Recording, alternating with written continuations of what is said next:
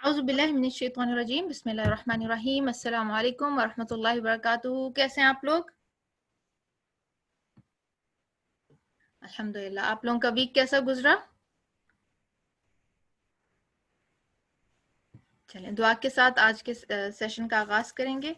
नहमदु व नसल्ली अला रसूलिल करीम अम्मा बाद फ़अऊज़ु बिल्लाहि मिनश शैतानिर रजीम बिस्मिल्लाहिर रहमानिर रहीम रब्बि इश्रह ली सदरी व यस्सिर ली अमरी वहलुल उक़दतम मिन लिसानी यफ़क़हू क़ौली रब्बना ज़िदना इल्मा आमीन इलाही आमीन। अच्छा जी, लास्ट टाइम हम सैयदुल इस्तिग़फ़ार कर रहे थे और हमने हाफ वे छोड़ दिया था, तो इंशाल्लाह आज हम उसका बाकी का हिस्सा मुकम्मल करेंगे। सबके पास आप लोगों के सबके पास तो वैया का नस्ताइन है ना, आपने पढ़ा भी होगा इसको मॉर्निंग इवनिंग अपने अज़कार में इसको पढ़ते भी हैं और बहुत सारे लोगों को अल्हम्दुलिल्लाह याद भी है। तो हमने यहाँ तक किया था कि अल्लाह ताला का जो अहद है, जो हमने अल्लाह ताला से किया हुआ है, चाहे वो अहद अलस्त है या हमारे रोज़मर्रा के कामों में है या हमारा वो कुरान को लेके है, हमने वो वहाँ तक किया था अहद का। उसके बाद अगला जो हिस्सा है दुआ का वो हम देख लेते हैं। आऊज़ु बिका मिन शर्रि मा सनात, कि मैं इस चीज़ से तेरी पनाह चाहता हूँ जो कि मैंने की। ठीक है। अबू मैं इकरार करती हूँ या करता हूँ लका तेरे लिए तेरी नेमत का अपने ऊपर, यानी अल्लाह ताला की जो भी नेमतें हमारे ऊपर हैं उनका बोल के इजहार करना। अब जो भी हम करते हैं वो अच्छा है बुरा है कैसा भी है, उससे अल्लाह की पनाह में आना, ये अल्लाह ताला से हमें मांगना चाहिए। और नेमत का इकरार करना, नेमत देने वाले को खुश करने के लिए कि हर चीज़, और जब हम किसी चीज़ को इस नज़र से देखते हैं, कंटेंटमेंट की नज़र से कि हमारे पास वो है, उससे क्या होता है, एक तो आजिज़ी पैदा होती है, शुक्रगुजारी आती है, इंसान को अपने पास कोई चीज़ होने का एहसास होता है। अगर हम नेगेटिविटी की तरफ जाएं और सारा टाइम ये ख्याल करें मेरे पास ये नहीं है, मेरे पास वो नहीं है, ये भी नहीं है, यानी ग्लास को हमने हाफ एम्प्टी नहीं देखना, हाफ फुल देखना है। तो ये जो इकरार करना अल्लाह ताला की नेमतों का, एक तो ये क्या करता है, शुक्रगुजारी का जज्बा पैदा करता है। दूसरे क्या करता है, जब अब इंसान शुक्रगुजार होता है तो नेमत में इजाफा होता है, अल्लाह सुब्हान ताला की रजा में राजी रहना आ जाता है बंदे को। वह अबू, और मैं इकरार करती हूँ या करता हूँ बिज़म्बी फ़ग़फ़िरली, और अपने गुनाहों का भी इकरार करना। बेशक इंसान जानबूझ के ना करता हो, लेकिन खता तो हर इंसान से हो जाती है, निस्यान है ना इंसान के अंदर, तो उनको भी चाहे हमने जानते हुए किए हैं या अनजाने में किए हैं, ये इकरार करना अल्लाह ताला के सामने कि बख्शिश देने वाला, माफ करने वाली अल्लाह की ज़ात है, तो अल्लाह सुब्हान ताला हमारे गुनाहों से भी उसी तरह दरगुजर करें। अब नेमत का इकरार तो समझ में आता है कि जब इंसान खुश होता है, देने वाले की नेमत का इकरार करता है, लेकिन गलती का इकरार कौन करता है? बहुत सारे लोग होते हैं ना, उसको जस्टिफाई करने की कोशिश करते हैं। तो जस्टिफिकेशन कभी भी इंसान के लिए फायदेमंद नहीं होती। उसकी बजाय अगर इकरार कर लिया जाए, जैसे मिसाल के तौर पे बच्चे होते हैं, जो बच्चा आके खुद अपनी गलती एडमिट करता है, माँ को उस पर कम गुस्सा आता है। और और आम जिंदगी में भी जब इंसानों के साथ मामला करें, तो जो शख्स गुस्सा कराता है उसके सामने दूसरा बंदा अपनी गलती मान ले तो गुस्सा कम हो जाता है। तो इसी तरह व अबू बिज़म्बी, अल्लाह सुब्हान तआला के आगे अपने गुनाहों का इकरार करना। इसका फायदा क्या होगा, अपनी गलतियों पे निगाह रहेगी, अपनी इस्लाह की कोशिश जो है वो जारी रहेगी, और उसके साथ साथ फिर अल्लाह की रहमत से जो है इंसान उम्मीद रखेगा। नाउमीदी जो है वो मायूसी का खात्मा होगा इंसान के अंदर, क्योंकि बहुत सारे प्रॉब्लम्स हमारे अंदर मायूसी की वजह से आते हैं। तो जब हम अपनी गलती को देखेंगे तो इस्लाह भी साथ साथ इंशाल्लाह अल्लाह सुब्हान तआला उसके मौके फराहम करते रहेंगे। फ़इन्नहु ला यग़फ़िरुद्दुनूबा इल्ला अंत, और फिर इस चीज का भी इकरार करना, ये अपने आप को रिमाइंडर देना कि बेशक अल्लाह सुब्हान तआला के हाथ में ही माफ करना है, सारे गुनाहों की जो माफी है वो अल्लाह से ही मिल सकती है। इंसान आप देखें, छोटी छोटी बातें होती हैं, एक दूसरे से दिल भी साफ नहीं कर पाते हैं। आप किसी इंसान से जितनी मर्जी जो है बाज दफा आर्ग्यूमेंट करने के बाद कि अच्छा जी दिल साफ कर लें, ऊपर से चाहे कर लें, लेकिन डीप इनसाइड कहीं ना कहीं थोड़ी सी कड़वाहट रह जाती है। तो ये अल्लाह सुब्हान तआला की ज़ात है जो अपने बंदे को बिल्कुल ऐसा कर देता है, जैसे इसके डिफरेंट मौके भी हैं, जैसे हज और उम्रा करना, इंसान ऐसे अल्लाह सुब्हान तआला उसको पाक साफ कर देते हैं जैसे कि वो نیو بورن ہوتا ہے. تو یہ صرف اور صرف اللہ سبحانہ تعالیٰ کی ذات کر رہی ہے. اور یہ اقرار کرنا کہ لا یغفر الذنوب الا انت، یہ پورے کا پورا توکل اور بھروسہ اللہ سبحانہ تعالیٰ کی ذات پہ چلا جاتا ہے. تو یہ ہے سید الاستغفار، جس کو صبح اور شام کو پڑھنا چاہیے. اور اس میں کتنی چیزیں آ گئیں، اللہ سبحانہ تعالیٰ کی توحید، اللہ تعالیٰ کے خالق ہونے کا اقرار، اپنے بندے ہونے کا اقرار، اپنے عہد کی یاد دہانی، اپنے اللہ سبحانہ تعالیٰ کی پناہ میں جانا برائیوں سے، اور اس کے بعد اپنے گناہوں کا اقرار، نعمت کا اقرار، اور اللہ سبحانہ تعالیٰ کی بخشش کا. الحمدللہ استاذہ کا سیشن سٹارٹ ہو گیا، ہم اس کو جوائن کریں گے. السلام علیکم رب ورحمۃ اشرح اللہ. لي صدري ويسر لي أمري واحلل عقدة من لساني يفقهوا قولي. ہم قیامت کے دن کے حالات کے بارے میں پڑھ رہے تھے. قیامت کے دن کے اختتام پر انسان اپنی آخری منزل پر پہنچے گا جو جنت یا جہنم کی شکل میں ہوگی. تو اب سے ہم جنت اور جہنم کے بیان کے بارے میں پڑھیں گے. پہلے جہنم کے بارے میں اور پھر جنت کے بارے میں کہ جہنم کیا چیز ہے، لفظ جہنم کا معنی کیا ہے، جہنم کے دیگر نام کیا ہیں،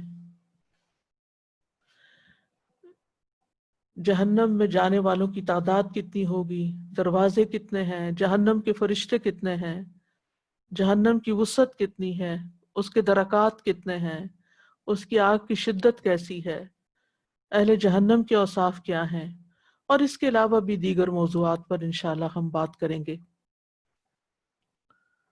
حقیقت یہ ہے کہ جو شخص اس دن جہنم سے بچ گیا، جہنم کی آگ سے بچ گیا اور جنت میں داخل کر دیا گیا، وہی دراصل کامیاب ہے. سورۃ آل عمران میں اللہ سبحانہ وتعالیٰ ارشاد فرماتے ہیں كل نفس ذائقة الموت وإنما توفون أجوركم يوم القيامة فمن زحزح عن النار وأدخل الجنة فقد فاز وما الحياة الدنيا إلا متاع الغرور. ہر جان موت کو چکھنے والی ہے اور تمہیں تمہارے اجر قیامت کے دن پورے دیے جائیں گے. پھر جو شخص آگ سے دور کر دیا گیا اور جنت میں داخل کر دیا گیا تو یقیناً وہ کامیاب ہو گیا، اور دنیا کی زندگی تو دھوکے کے سامان کے سوا کچھ بھی نہیں. تو اصل کامیابی آخرت کی کامیابی ہے، اصل کامیابی آگ سے نجات ہے اور جنت میں داخلہ ہے. اللہ سبحانہ تعالیٰ نے یہ دنیا امتحان کے لیے بنائی، اور اس امتحان میں کامیاب ہونے کے لیے انبیاء اور رسل بھیجے تاکہ وہ انسانوں کو بتائیں کہ کامیاب ہونے کے طریقے کیا ہیں. تو جن لوگوں نے ان کی بات مان لی اور صراط مستقیم پر گامزن ہو گئے اور اس پر مرتے دم تک استقامت اختیار کی، اللہ اپنی فضل اور رحمت کے ساتھ ان کو کامیابی سے ہمکنار کرے گا. اور جنہوں نے رسولوں کی بات نہیں مانی اور اپنی خواہشات پر چلتے رہے، ان کا پھر آخری ٹھکانہ جہنم ہوگا. جہنم برحق ہے، یعنی جنت بھی برحق ہے اور جہنم بھی برحق ہے. یہ دونوں مقامات حقیقت میں ایگزسٹ کرتے ہیں، کیونکہ کچھ لوگوں نے نان مسلمز کے علاوہ مسلمز میں سے بھی کچھ لوگوں نے اس بات کا انکار کیا ہے کہ جنت اور جہنم واقعی حقیقت میں کوئی چیز ہے. نبی صلی اللہ علیہ وسلم نے فرمایا، جس نے گواہی دی کہ اللہ کے سوا کوئی معبود نہیں، وہ اکیلا ہے، اس کا کوئی شریک نہیں، اور محمد صلی اللہ علیہ وسلم اس کے بندے اور اس کے رسول ہیں، اور عیسیٰ علیہ السلام اس کے بندے اور اس کے رسول ہیں اور اس کا کلمہ ہے جسے اللہ نے مریم کی طرف القاء کیا تھا، اور اس کی طرف سے روح ہے، اور جنت حق ہے اور جہنم حق ہے، والجنت حق والنار حق ادخلہ اللہ الجنت علی ما کان من العمل تو اس نے جو بھی عمل کیا ہوگا آخر اللہ اسے جنت میں داخل کرے گا۔ تو گویا یہ ہمارے ایمان کا حصہ ہے کہ جہنم اور جنت برحق ہیں۔ جب انسان جہنم کی حقیقت کو سمجھ لیتا ہے تو انسان کی زندگی کا رخ بدل جاتا ہے، انسان کی پرائرٹیز، ترجیحات تبدیل ہو جاتی ہیں۔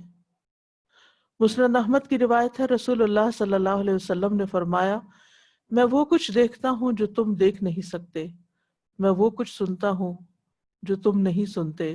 آسمان چرچرانے لگے، اور ان کا حق بھی ہے کہ وہ چرچرائیں، کیونکہ آسمان میں 4 انگلیوں کے برابر بھی ایسی جگہ نہیں ہے جس پر کوئی فرشتہ سجدہ ریز نہ ہو۔ اگر تمہیں وہ باتیں معلوم ہوتی جو میں جانتا ہوں تو تم بہت کم ہنستے اور بہت زیادہ روتے، اور بستروں پر اپنی عورتوں سے لطف اندوز نہ ہو سکتے، اور پہاڑوں کی طرف نکل جاتے تاکہ اللہ کی پناہ میں آ جاؤ۔ تو اس سے یہ پتہ چلتا ہے کہ جہنم کوئی معمولی چیز نہیں، وہ بہت بڑی بلا ہے۔ اور پھر یہ کہ جو شخص اس کا انکار کرتا ہے، یا جو شخص اللہ اور اس کے رسول کا اور آخرت کا انکار کرتا ہے، تو اس کا پھر ابدی ٹھکانہ جہنم ہوگا۔ یہ ایک مستقل اقامت گاہ ہے۔ رسول اللہ صلی اللہ علیہ وسلم نے فرمایا، تم جانتے ہو کہ ہمیں اللہ کی طرف لوٹنا ہے، پھر جنت کی طرف یا جہنم کی طرف جانا ہے۔ وہ ایسی مستقل اقامت گاہ ہے کہ وہاں سے روانگی نہیں ہوگی، وہ ایسی ہمیشگی ہے جہاں موت نہیں آئے گی، وہاں ایسے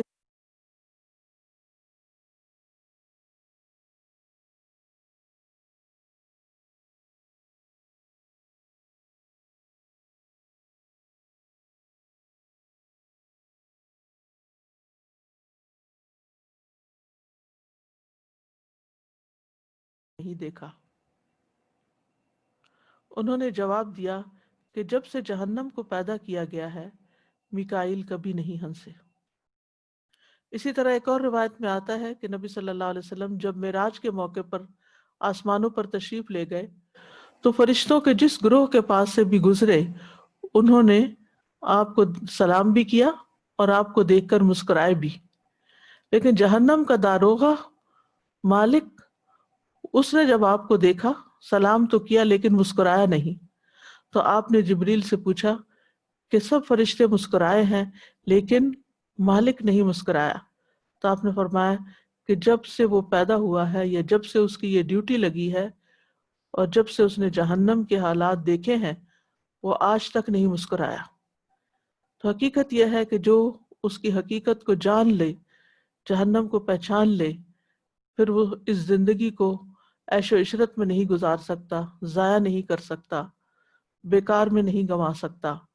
وہ اپنے زندگی کے ایک ایک لمحے کی قدر کرے گا تاکہ میں کچھ ایسے نیک اعمال کر جاؤں کہ جس کی وجہ سے میرا آخری ٹھکانہ جنت ہو نہ کہ جہنم۔ لفظ جہنم جو ہے اس کے معنی کے بارے میں 2 اقوال ہیں۔ یونس بن حبیب اور اکثر نحوی کہتے ہیں کہ جہنم آگ کا نام ہے جس آگ کے ذریعے اللہ آخرت میں عذاب دے گا، اور یہ عجمی لفظ ہے، عربی نہیں۔ عجمی کا مطلب کیا ہے؟ یعنی غیر عربی لفظ ہے۔ اس کو معرفہ اور عجمی کلمہ ہونے کی وجہ سے غیر منصرف پڑھا جائے گا۔ دوسرے لوگ کہتے ہیں کہ جہنم عربی لفظ ہے، یہ آخرت کی آگ کا نام رکھا گیا ہے کیونکہ اس کا پیندہ بہت زیادہ دور ہوگا، یعنی اس کے گہرائی کی وجہ سے اس کا نام جہنم رکھا گیا ہے۔ جہنم کے کچھ دیگر نام بھی ہیں۔ یہ وہ نام ہیں جو قرآن مجید میں جہنم کی آگ کے لیے بولے گئے ہیں جو آخرت میں ہوگی۔ اس میں الہاویہ، اللظا، الحطمہ، سجین، سقر، جہیم، سعیر اور جہنم۔ پہلا نام حاویہ، یہ کلمہ ایک مرتبہ وارد ہوا ہے قرآن مجید میں۔ سورۃ القاریہ میں آتا ہے وَأَمَّا مَنْ خَفَّتْ مَوَازِينُهُ فَأُمُّهُ هَاوِيَةٌ وَمَا أَدْرَاكَ مَا هِيَ نَارٌ حَامِيَةٌ، لیکن وہ شخص جس کے پلڑے ہلکے ہو گئے تو اس کی ماں حاویہ ہے، اور تجھے کس چیز نے معلوم کروایا کہ وہ کیا ہے؟ ایک سخت گرم آگ ہے۔ تو حاویہ کا لفظ جو ہے ہوا سے نکلا ہے۔ ہوا کا مطلب ہوتا ہے گرنا، ہوا خواہش کو بھی کہتے ہیں، کیونکہ خواہش کے پیچھے چلنے سے انسان اپنی عزت گنوا بیٹھتا ہے، اپنے مقام سے نیچے گر پڑتا ہے۔ فراہیدی کہتے ہیں کہ الہاویہ ہر وہ گڑھا ہے جس میں کوئی چیز گر جائے، پھر وہ اس کے پیندے کے بہت گہرا ہونے کی وجہ سے اس تک نہ پہنچ سکے، یعنی جس کا پیندہ اتنا گہرا ہو کہ وہ چیز اس تک نہ جائے جو اس برتن میں ڈالی جائے۔ علامہ قرطبی اس نام کے بارے میں کہتے ہیں کہ اس کا نام حاویہ اس لیے رکھا گیا ہے کہ اس کے پیندے کے بہت گہرا دور اور ہونے کے باوجود جب اس میں گرایا جائے گا لوگ اس میں گرتے چلے جائیں گے، یعنی اتنے گرائے جائیں گے کہ وہ اندر ہی ان کو سمیٹ لے گا۔ حدیث میں بھی حاویہ کا لفظ آتا ہے۔ ابن مسعود کہتے ہیں کہ اللہ کے راستے میں لڑائی اور جہاد تمام گناہوں کو مٹا دیتا ہے سوائے امانت کے۔ پھر فرمایا کہ قیامت کے دن بندے کو لایا جائے گا، اگر اس نے اللہ کے راستے میں قتال اور جہاد کیا ہوگا تو اس سے کہا جائے گا کہ تو اپنی امانت ادا کر۔ سو وہ کہے گا اے میرے رب کیسے ادا کروں، دنیا تو گزر چکی۔ فرماتے ہیں کہا جائے گا کہ اسے حاویہ میں لے جایا جائے گا، یعنی جہنم میں۔ یہاں لفظ حاویہ استعمال ہوا ہے، اور اس کے لیے اس کی امانت کو اس کی اصلی صورت میں بنا دیا جائے گا۔ بس وہ دیکھے گا اور پہچان لے گا کہ اچھا یہ ہے میری امانت جو میں نے ادا نہیں کی، پھر اس کے پیچھے پیچھے گرتا پڑے گا یہاں تک کہ اسے پا کر کندھوں پر لاد لے گا۔ پھر جب وہ دیکھے گا کہ کندھوں سے اتر گئی ہے، پھر اس کے پیچھے جائے گا اور اسی طرح ہمیشہ کرتا رہے گا۔ پھر فرمایا نماز امانت ہے، وضو امانت ہے، وزن امانت ہے، ناپ امانت ہے۔ آپ نے بہت سی چیزیں گنوائیں اور ان سب سے سخت وہ امانتیں ہیں جو سونپی گئی ہیں۔ دوسرا ہے لظا۔ لظا یہ کلمہ قرآن مجید میں ایک ہی مرتبہ وارد ہوا ہے۔ اللہ سبحانہ تعالیٰ کے اس قول میں جو سورۃ المعارج میں ہے، کلا انہا لظا نزاعۃ للشویٰ، ہرگز نہیں، یقیناً وہ جہنم ایک شعلہ مارنے والی آگ ہے، منہ اور سر کی کھال کو اتار کھینچنے والی ہے۔ فراہیدی کہتے ہیں کہ لظا خالص شعلے کو کہتے ہیں، پیور فلیم، اور لزیت النار، لزیت النار تلظا لظن، ولزیت النار تلظا لظن، یعنی آگ چپک جاتی ہے، چپک جانا، یعنی ایسی آگ جو خالص ہو اور وہ جسم کے ساتھ چپک جائے۔ ابن منظور کہتے ہیں اس کا یہ نام اس لیے رکھا گیا ہے کیونکہ وہ ہر طرح کی آگ سے زیادہ سخت ہے۔ تیسرا نام ہے حطمہ۔ یہ کلمہ قرآن مجید میں 2 مرتبہ وارد ہوا ہے، اور وہ اللہ تعالیٰ کے اس فرمان میں ہے کَلَّا لَيُنبَذَنَّ فِي الْحُطَمَةِ وَمَا أَدْرَاكَ مَا الْحُطَمَةُ نَارُ اللَّهِ الْمُوقَدَةُ الَّتِي تَطَّلِعُ عَلَى الْأَفْئِدَةِ، ہرگز نہیں، یقیناً وہ ضرور حطمہ میں پھینکا جائے گا۔ اور تجھے کس چیز نے معلوم کروایا کہ وہ حطمہ کیا ہے؟ اللہ کی بھڑکائی ہوئی آگ ہے جو دلوں پر جھانکتی ہے۔ یعنی حطمہ کیا ہے؟ بھڑکائی ہوئی آگ۔ ابن فارس نے اس کے لغوی معنی بیان کیے ہیں کہ ہا طا میم ایک مادہ ہے، اور یہ کسی چیز کو توڑ پھوڑ کر رکھ دینے کے لیے استعمال ہوتا ہے۔ حطمت الشیء حتما، میں نے ایک چیز کو توڑ دیا، اور جو چیز خود ہی ٹوٹ جائے اسے حتم کہا جاتا ہے۔ اور پھر یہ کہ جہنم کی آگ کو حطمہ کا نام اس لیے دیا گیا ہے کہ یہ آگ جس چیز تک پہنچے گی اس کو توڑ پھوڑ کے رکھ دے گی، کرش کر کے رکھ دے گی۔ چوتھا نام ہے سجین۔ یہ کلمہ بھی قرآن مجید میں 2 مرتبہ وارد ہوا ہے۔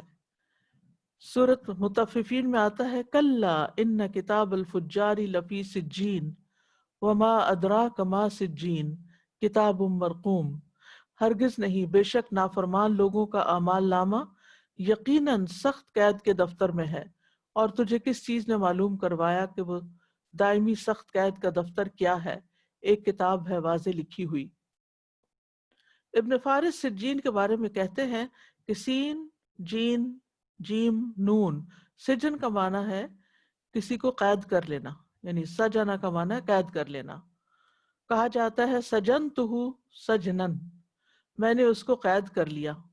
اور سجن وہ جیل ہوتی ہے جس میں انسان کو قید کیا جاتا ہے، اور یہ جہنم کے ناموں میں سے ایک نام ہے، کیونکہ جو شخص جہنم میں چلا گیا وہاں سے نکل نہیں سکے گا۔ ایک تو یہ کہ جہنم کی گہرائی اتنی زیادہ ہے، دوسرا یہ کہ اس کے اوپر ایسے فرشتے مقرر ہیں کہ جو ان کو مارتے ہیں اور اوپر وہ آ ہی نہیں سکتے۔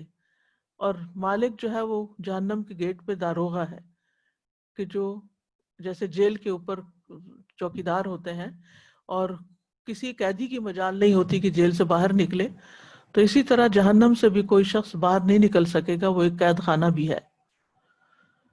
نمبر 5، سقر۔ سقر قرآن کریم میں 4 مرتبہ وارد ہوا ہے۔ اللہ تعالیٰ کا فرمان ہے سأصلیہ سقر وما ادراک ما سقر لا تبقی ولا تذر لواحۃ للبشر، میں اسے جلد ہی سقر یعنی جہنم میں داخل کروں گا، اور تجھے کس چیز نے معلوم کروایا کہ سقر کیا ہے؟ نہ وہ باقی رکھتی ہے نہ چھوڑتی ہے، چمڑے کو جھلس دینے والی ہے۔ اسی طرح سورۃ المدثر میں اللہ تعالیٰ فرماتے ہیں کہ الا اصحاب الیمین فی جنات یتساءلون عن المجرمین ما سلککم فی سقر قالوا لم نک من المصلین، مگر دائیں ہاتھ والے جنتوں میں سوال کریں گے مجرموں سے تمہیں کس چیز نے سقر میں داخل کیا؟ وہ کہیں گے ہم نماز ادا کرنے والوں میں سے نہ تھے۔ تو یہاں اللہ تعالیٰ نے سقر کا معنی خود ہی بیان کر دیا کہ سقر وہ ہے جو نہ باقی رہنے دے نہ چھوڑے، یعنی ختم کر کے رکھ دے انسان کو، لیکن اس کے باوجود انسان پہ موت نہیں آئے گی۔ ابن فارس کہتے ہیں سین قاف را کا مادہ جلا دینے پر یا آگ کے ذریعے بھون کر رنگ تبدیل کرنے پر دلالت کرتا ہے، یعنی جب کسی چیز کو آگ پہ بھون دیا جاتا ہے تو اس کا رنگ بدل جاتا ہے۔ اسی لیے کہا جاتا ہے سقرت الشمس، دھوپ نے اس کو سقر کر دیا، یعنی سیاہی مائل بنا دیا، اس کا رنگ کالا کر دیا، اس کا رنگ تبدیل کر دیا۔ ابن منظور کہتے ہیں کہ جہنم کا نام سقر اس لیے رکھا گیا ہے کیونکہ وہ جسموں اور روحوں کو پگھلا کے رکھ دے گی، اور حقیقت میں یہ وہ آگ ہے کہ جو چمڑے کو اس طرح جھلس دے گی کہ اس کو باقی نہ رہنے دے گی۔ چھٹا نام جہیم ہے۔ یہ کلمہ قرآن مجید میں 23 سے زیادہ مرتبہ وارد ہوا ہے۔ اس میں سے اللہ تعالیٰ کا فرمان ہے سورۃ النازعات میں فَأَمَّا مَنْ طَغَى وَآثَرَ الْحَيَاةَ الدُّنْيَا فَإِنَّ الْجَحِيمَ هِيَ الْمَأْوَى وَأَمَّا مَنْ خَافَ مَقَامَ رَبِّهِ وَنَهَى النَّفْسَ عَنِ الْهَوَى فَإِنَّ الْجَنَّةَ هِيَ الْمَأْوَى۔ بس لیکن جو حد سے بڑھ گیا اور اس نے دنیا کی زندگی کو ترجیح دی تو بے شک جہنم ہی اس کا ٹھکانہ ہے، اور رہا وہ جو اپنے رب کے سامنے کھڑا ہونے سے ڈر گیا اور اس نے خواہش کو روک لیا، یعنی ہوا کو روک لیا، خواہش نفس کو، تو بے شک جنت ہی اس کا ٹھکانہ ہوگی۔ اسی طرح وَإِذَا الْجَحِيمُ سُعِّرَتْ، جب جہنم بھڑکا دی جائے گی۔ ایک اور جگہ آتا ہے سورۃ المطففین میں ثُمَّ إِنَّهُمْ لَصَالُو الْجَحِيمِ، تو یہ 4 مختلف مقامات پر جہیم کا لفظ آتا ہے۔ لفظ جہیم کے بارے میں آتا ہے کہ یہ جیم ہا میم سے ہے، اور جاہم وہ جگہ ہوتی ہے جو سخت تپش والی ہوتی ہے، یعنی شدید حرارت والی جگہ کو جہیم کہا جاتا ہے۔ 7واں نام سعیر ہے۔ یہ قرآن مجید میں 1 سے زیادہ مرتبہ وارد ہوا ہے۔ وَأَمَّا مَنْ أُوتِيَ كِتَابَهُ وَرَاءَ ظَهْرِهِ فَسَوْفَ يَدْعُو ثُبُورًا وَيَصْلَىٰ سَعِيرًا إِنَّهُ كَانَ فِي أَهْلِهِ مَسْرُورًا، اور لیکن وہ شخص جس کا نامہ اعمال اس کے پیٹھ پیچھے دیا گیا تو ان قریب وہ بڑی ہلاکت کو پکارے گا اور بھڑکتی ہوئی آگ میں جائے گا۔ بلا شبہ وہ اپنے گھر والوں میں خوش تھا، یعنی یہ اس کا قصور تھا کہ دنیا میں مزے کر رہا تھا، اور آخرت کو بھولے ہوئے تھا. اسی طرح سورۃ الملک میں آتا ہے فَاعْتَرَفُوا بِذَنبِهِمْ فَسُحْقًا لِأَصْحَابِ السَّعِيرِ. اور سعیر کا لفظ جو ہے سین عین را سے ہے، کسی چیز کا مشتعل ہونا اور دہکنا اور اوپر اٹھنا. یعنی جیسے جہنم کی آگ بھڑکے گی اور اس کے شعلے جو ہیں وہ اونچے اٹھیں گے. نمبر 8 جہنم. یہ 8واں نام ہے. قرآن مجید میں 70 سے زیادہ دفعہ یہی لفظ آیا ہے. ان جہنم کانت مرصادا فلہم عذاب جہنم ولہم عذاب الحریق. پھر فی نار جہنم. ابن منظور کہتے ہیں جہنم کی وجہ تسمیہ یہ ہے کہ جہنم اس گہرائی کو کہتے ہیں جو بہت دور ہو، نیچے. بئر جہنم و جہنم، یعنی وہ کنواں جس کا پیندہ بہت زیادہ گہرا ہو، نیچے. تو جہنم کو یہ نام اس لیے دیا گیا ہے کہ اس کی گہرائی بہت ہے، بہت نیچے ہے. جب وہ حدیث میں آتا ہے نا کہ ایک پتھر کے گرنے کی آواز آئی تو آپ نے فرمایا 70 سال پہلے لڑکایا گیا تھا. آپ دیکھیں پتھر ذرا سا پھینکا جو 1 سیکنڈ میں نیچے پہنچتا ہے، تو کتنا دور ہے، کتنا دور. اور منافقین جو ہے وہ جہنم کے سب سے نچلے گڑھے میں ہوں گے. تو یہ تو تھے جہنم کے نام جو قرآن مجید میں وارد ہوئے ہیں. لیکن جہنم کی کچھ صفات اور القاب بھی ہیں جو قرآن مجید میں آتی ہیں. یعنی جہنم وہ آگ جو آخرت میں ہوگی اور اس کی کچھ صفات یوں ہوں گی. السموم، بئس المصیر. سموم کہتے ہیں نا زہریلی ہوا کو جو مساموں میں گھس جاتی ہے. بئس المصیر، بدترین ٹھکانہ، لوٹنے کی جگہ. بئس القرار، بئس المہاد، برا ٹھکانہ. بئس الورد المورود، بری گرنے کی وارد ہونے کی جگہ. دار البوار، ہلاکت کا گھر. وہ قوم بورا پڑھا تھا نا آپ نے، بائر ہلاک ہونے والے کو کہتے ہیں. دار الفاسقین، فاسقوں کا گھر. سوء الدار، اسفل السافلین. تو یہ سب صفات جو ہیں یہ جہنم کی بیان کی گئی ہیں قرآن مجید میں. یہاں تک اگر آپ میں سے کوئی کچھ کہنا چاہے تو.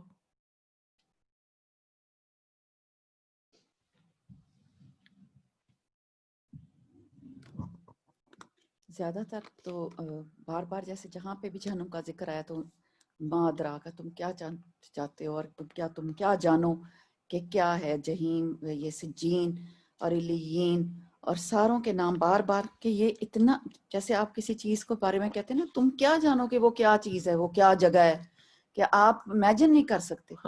تو اس طرح کی فیلنگ آ رہی ہے نا ساری جب کٹھے آپ اپنے پڑے ہیں کہ پتہ نہیں وہ کس قسم کی بلا چیز ہے کہ امیجن نہیں کر سکتے. لوگ کہتے ہیں سورج ہے وہ جہنم بنائی ہوئی ہے اللہ تعالیٰ نے، لیکن ہم سورج اور چاند تو خود جہنم میں ہوں گے. تو اس کی پھر وسعت آپ دیکھیے کتنی بڑی ہوگی کہ پورا چاند اس کے اندر ڈال دیا جائے گا، سورج ڈال دیا جائے گا لوگ تو دیکھیں نا اس سے کہ ان کی کیسے ہیٹ کہتے میں ہیں اضافہ ہوگا، لیکن سورج سے زیادہ ہیٹ ہے جہنم کی. جی. تو خود سے خود بنا لینا چیزیں، اور یہ وہ اب وہی تو بات یہ مجھے جو سمجھ آ رہی ہے وہ یہ ہے کہ کیا چیز ہے یہ اللہ ہی جانتا ہے، لیکن اس خوف سے اللہ تعالیٰ. استاذہ جی وہ ابھی جیسے آپ نے بتایا کہ اس کا جو فرشتہ مالک ہے وہ کبھی مسکرایا ہی نہیں، تو جیسے وہ سینگ از بلیونگ والی بات ہے، لیکن جب اگر ہم کہتے ہیں کہ ہمیں غیب پہ یقین ہے تو پھر ہمیں بھی اسی لیول کا ہی یقین ہونا چاہیے جیسے وہ مالک کو یقین ہے اور وہ دیکھتا ہے اور مسکرا بھی نہیں سکتا. تو ہم تو پتہ نہیں کہاں ہیں، بہت پیچھے. اور پھر جیسے آپ نے فرمایا نا کہ وہ چپک جائے گی، تو یہاں یہ جو لک ہوتی ہے ٹار جس کو کہتے ہیں، کبھی اس کو چپک جاتی ہے تو اسکن بھی ساتھ اتر جاتی ہے، وہ نہیں ہٹتی وہاں سے. تو بہت ہی زیادہ. اور یہ جو گہرائی کے بارے میں جو بات ہے استاد جی، امیوزمنٹ پارکس میں نا تو ایک رائڈ ہے کہ اس کو چھوڑ دیتے ہیں، بس جیسے اوپر جاتی ہے ٹاپ پہ اور پھر اس کو چھوڑ دیتے ہیں اور فیو سیکنڈز کے لیے وہ فری گرتی ہے، فیو سیکنڈز کے لیے، اور بالکل آپ کو لگتا ہے کہ وہ کبھی ختم ہی نہیں ہوں گے. وہ فیو سیکنڈز ہوتے ہیں کیونکہ کوئی اس کو سپورٹ نہیں ہوتی، ایک دم سے اس کو چھوڑ دیتے ہیں نیچے گرتا. اور یہاں دیکھیں 70 سال کی گہرائی، 70 سال کی گہرائی. تو اور میں سبحان اللہ یہ حیران ہو رہی تھی کہ یہ سب باتیں ہیئر اینڈ دیئر ہم لوگ پڑھتے رہتے ہیں، لیکن جیسے یہ بیٹھ کے اور کانسنٹریٹ کر کے جو اس کو سننا ہے اور جو اس کا ایفیکٹ ہو رہا ہے، اس طرح سے پہلے کبھی اس طرح سے نہیں ہوتا.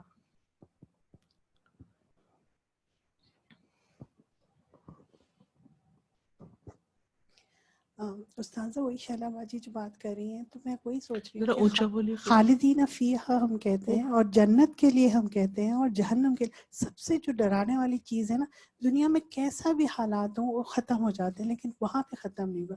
اور دوسرا کتنے بار قرآن میں جب جہنم کا ذکر آتا ہے تو وہ جہنم کے داروغہ سے جو ہیں جہنمی وہ کہیں گے تم اپنے رب سے دعا کرو، کیونکہ وہ آج بھی اپنے رب سے نہیں دعا کرتے، وہاں پہ بھی کسی اور کو ہی کہیں گے. مجھے یہ چیز اتنا وہ کرتی کہ خود کیوں نہیں کہتے. اللہ تو سب کی سنتا ہے، اللہ تعالیٰ بس ہر ایک کو بچائے، لیکن بس بہت ڈر لگتا ہے.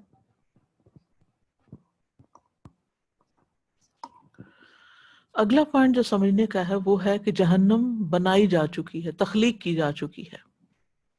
جنت اور جہنم دونوں اس وقت بھی موجود ہیں. امام طحاوی کی جو کتاب ہے عقیدہ طحاویہ کے نام سے مشہور ہے، اس کتاب میں بھی یہ بات موجود ہے کہ جنت اور جہنم دونوں پیدا کیے جا چکے ہیں، نہ کبھی فنا ہوں گے نہ تباہ ہوں گے، کیونکہ اس میں ہمیشہ ہی رہنا لوگوں نے. اللہ سبحانہ وتعالیٰ نے مخلوقات کو بنانے سے پہلے جنت اور جہنم بنایا تھا، اور پھر ان میں رہنے والوں کو بھی بنا دیا. جس کو چاہے گا اپنے فضل سے جنت میں داخل کرے گا، اور جس کو چاہے گا اپنے عدل کی وجہ سے جہنم میں بھیجے گا.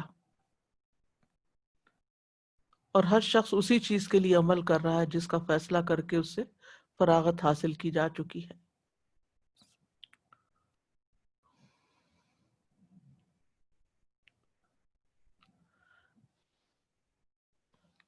یاد رکھیے امت میں 2 گروہ ایسے تھے، معتزلہ اور قدریہ. انہوں نے انکار کر دیا اور کہا کہ اللہ ان دونوں کو قیامت کے دن پیدا کرے گا، یعنی قیامت کے دن جنت جہنم پیدا ہوں گی، ابھی نہیں ہے. قرآن مجید میں آتا ہے اعدت للکافرین سورۃ آل عمران میں، جس کا کیا مطلب ہے؟ یہ کافروں کے لیے تیار کی گئی ہے، یعنی جہنم تیار کر دی گئی ہے. پھر سورۃ نبا میں آتا ہے ان جہنم کانت مرصادا للطاغین مآبا، یقیناً جہنم ہمیشہ سے ایک گھات کی جگہ ہے، سرکشوں کے لیے ٹھکانہ ہے. اللہ سبحانہ تعالیٰ نے جنت اور جہنم کو تخلیق کرنے کے بعد جبریل علیہ السلام کو اس کی طرف بھیجا. مسند احمد کی روایت میں آتا ہے جب اللہ عز و جل نے جنت کو پیدا کیا تو جبریل علیہ السلام سے کہا کہ جا کر اسے دیکھاؤ. چنانچہ جبریل علیہ السلام گئے اور دیکھا. واپس آ کر عرض کیا یا رب و عزتک، اے میرے رب آپ کی عزت کی قسم، اس کے متعلق جو بھی سنے گا، یعنی جنت کے متعلق جو بھی سنے گا وہ اس میں داخل ہونا چاہے گا. پھر اللہ کے حکم پر جنت کو ناپسندیدہ چیزوں سے ڈھانپ دیا گیا. پھر اللہ تعالیٰ نے فرمایا اب جا کر اسے دیکھ کر آؤ. چنانچہ وہ دوبارہ گئے، دیکھا اور کہا یا رب و عزتک، اے میرے رب آپ کی عزت کی قسم، مجھے اندیشہ ہے کہ اب اس میں کوئی داخل ہی نہیں ہو سکے گا. یہ اتنا مشکل رستہ جنت کا، کیونکہ خواہشات کے خلاف چلنا پڑتا ہے نا انسان کو. اسی طرح جب اللہ نے آگ کو پیدا کیا تو جبریل علیہ السلام سے فرمایا اے جبریل جا کر جہنم دیکھ آؤ. جب وہ وہاں پہنچے اور دیکھ کر واپس آ کر کہنے لگے یا رب و عزت کا، اے میرے رب آپ کی عزت کی قسم، کوئی بھی شخص جو اس کے متعلق سنے گا اس میں داخل ہونا نہیں چاہے گا. اللہ کے حکم پر پھر اسے خواہشات سے ڈھانپ دیا گیا. پھر اللہ تعالیٰ نے فرمایا اے جبریل جا کر اب اسے دیکھاؤ. چنانچہ وہ گئے اور اسے دیکھا تو کہا یا رب و عزت کا، اے رب آپ کی عزت کی قسم، مجھے تو اندیشہ ہے کہ اب کوئی آدمی اس میں داخل ہونے سے بچ نہیں سکے گا. استغفر اللہ. اسی ابھی سورۃ النازعات کی جو آیات میں نے پڑھی تھی نا، جس میں آتا ہے کہ وَأَمَّا مَنْ خَافَ مَقَامَ رَبِّهِ وَنَهَى النَّفْسَ عَنِ الْهَوَىٰ فإن الجنت ہی المأوى، جو اپنے رب کے سامنے کھڑے ہونے سے ڈر گیا، یعنی دنیا میں ڈرتا ہے کہ میں اپنے رب کو کیسے جواب دوں گا، اس کے سامنے کھڑے ہو کے کیا کہوں گا کہ میں نے یہ گناہ کیوں کیے. وَنَهَى النَّفْسَ عَنِ الْهَوَىٰ، اور اپنے نفس کو خواہش سے روک لیا، یعنی حرام خواہشات کو چھوڑ دیا. اسے پتا جب چل گیا کہ یہ چیز اللہ کو پسند نہیں تو اس نے اس کو ترک کر دیا. فَإِنَّ الْجَنَّةَ هِيَ الْمَأْوَىٰ، تو جنت اس کا ٹھکانہ ہوگی. لیکن اگر کوئی شخص اپنی ہی خواہشات پہ چل رہا ہے، اگر ہماری خواہش یہ ہے کہ ہم ایسے کپڑے پہنے کہ جو بالکل آج کل کے ٹرینڈز کے مطابق ہو، چاہے اس میں ہمارا جسم ننگا ہو یا وہ ٹائٹ ہو یا وہ ہمیں ڈھکتے ہوں یا نہ ڈھکتے ہوں، یہ خواہش ہے نا، خواہش نفس ہے کہ گو ود دا فلو، جو لوگ کر رہے ہیں تم بھی وہی کرو. تو اس پر کتنی سخت وعید سنائی گئی ہے کہ وہ عورتیں جنت کی خوشبو بھی نہ پا سکیں گی جو لباس پہن کر بھی ننگی رہیں. ایک تو سی تھرو کپڑوں میں انسان ننگا ہوتا ہے، دوسرا انتہائی ٹائٹ کپڑوں میں. تب آپ دیکھیں کہ بعض اوقات گاؤنز اور جو اوپر کے ڈریسز ہیں وہی اتنے ٹائٹ ہوتے ہیں کہ اس میں سے جسم سارا دکھ رہا ہوتا ہے، یہ سب کچھ نظر آ رہا ہوتا ہے. لیکن ہم کیا کریں، ہماری خواہش ہے یہ ایسا لباس پہننا. یا اسی طرح جب کسی چیز کے بارے میں پتہ چل جائے یہ مشکوک ہے، یہ حرام ہے، نہیں کھانی، لیکن ہمیں پسند بہت ہے تو اس لیے بسم اللہ پڑھ کے کھا لیتے ہیں، کوئی بات نہیں. تو جنت میں جانے کے لیے خواہش نفس کو روکنا بہت ضروری ہے. اسی لیے اللہ نے جو شراب حرام کی، زنا حرام کیا اور حرام حلال کا کانسیپٹ دیا، تو ان چیزوں کو مد نظر رکھنا بے حد ضروری ہے. صرف خواہشات کے پیچھے چل کے زندگی بسر نہیں کرنی چاہیے. بہرحال یہ حدیث تو یہاں اس لیے لائی گئی کہ یہ بتایا جائے کہ جنت اللہ تعالیٰ نے تخلیق کی اور اس کو دیکھنے کے لیے جبریل کو بھیجا. جہنم بھی اللہ نے بنائی اور اس کو دیکھنے کے لیے جبریل علیہ السلام کو بھیجا. تو اس لیے ہم اس کا انکار نہیں کر سکتے کہ قیامت کے دن جنت جہنم بنے گی، نہیں، وہ اب بھی ہے. نبی صلی اللہ علیہ وسلم کو بھی جہنم دکھائی گئی تھی. حضرت عائشہ کہتی ہیں رسول اللہ صلی اللہ علیہ وسلم نے فرمایا، یقیناً میں نے اس مقام پر کھڑے ہر چیز کو دیکھا ہے جس کا مجھ سے وعدہ کیا گیا تھا، حتیٰ کہ میں نے یہ بھی دیکھا کہ جنت کے انگوروں سے ایک خوشہ توڑنے کا ارادہ کر رہا ہوں جب تم نے مجھے آگے بڑھتے ہوئے دیکھا. اسی طرح میں نے جہنم کو بھی دیکھا، اس کے شعلے ایک دوسرے کو توڑ رہے تھے جب تم نے مجھے پیچھے ہٹتے ہوئے دیکھا. یعنی نبی صلی اللہ علیہ وسلم کو یہ چیزوں کا مشاہدہ کروایا گیا، یعنی جنت اور جہنم دونوں کا. عبداللہ بن عباس کہتے ہیں کہ رسول اللہ صلی اللہ علیہ وسلم نے فرمایا، مجھے نماز کی حالت میں جہنم دکھائی گئی، مجھے نماز کی حالت میں جہنم دکھائی گئی، چنانچہ میں نے آج کی طرح کا ہیبت ناک منظر کبھی نہیں دیکھا. یعنی اتنا خوفناک چیز کبھی بھی نہیں دیکھی. مرنے کے بعد مرنے والے کو جنت یا جہنم میں اس کا ٹھکانہ دکھایا جاتا ہے، یعنی قبر میں جب انسان جاتا ہے. عبداللہ ابن عمر رضی اللہ عنہ کہتے ہیں کہ رسول اللہ صلی اللہ علیہ وسلم نے فرمایا، جب تم میں سے کوئی مر جاتا ہے تو ہر صبح اور شام اسے اس کا ٹھکانہ دکھایا جاتا ہے. اگر وہ جنتی ہے تو جنت میں، اگر جہنمی ہے تو جہنم میں. پھر اسے کہا جاتا ہے کہ یہی تیرا مقام ہے یہاں تک کہ قیامت کے دن اللہ تجھے اٹھائے. تو اس سے یہ پتہ چلتا ہے کہ جنت اور جہنم قیامت کے آنے سے پہلے ہی بن چکے ہیں. قیامت کے دن تو بس اس میں مجرموں کو ڈالا جائے گا، جیسے کہ سورۃ مریم میں آتا ہے، فَوَرَبِّكَ لَنَحْشُرَنَّهُمْ أَجْمَعِينَ